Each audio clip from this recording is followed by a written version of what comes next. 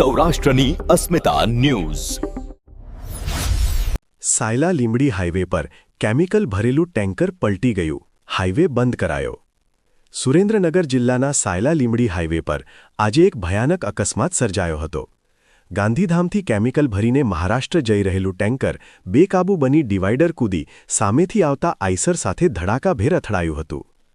આ ઘટનાને પગલે હાઈવે પર કેમિકલની નદીઓ વહેતી થઈ હતી અને તંત્રમાં દોડધામ મચી ગઈ હતી। ઘટનાની વિગતો જોઈએ તો ટેન્કર ગાંધીધામથી કેમિકલ ભરીને ચિકલોન, મહારાષ્ટ્ર તરફ જઈ રહ્યું હતું। સાયલા પાસે ડ્રાઈવરે સ્ટીયરિંગ પરથી કાબૂ ગુમાવતા ટેન્કર ડિવાઈડર કૂદી ગયું હતું અને આઈસર ટ્રક સાથે અથડાયું હતું।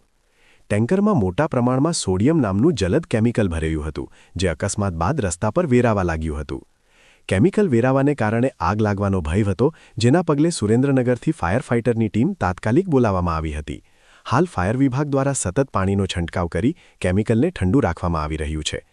સુરક્ષાના કારણોસર અમદાવાદથી રાજકોટ તરફ જતો હાઈવે તાત્કાલિક બંધ કરી દેવામાં આવ્યો છે અને ટ્રાફિકને ડાયવર્ઝન આપી રવાના કરવામાં આવી રહ્યો છે।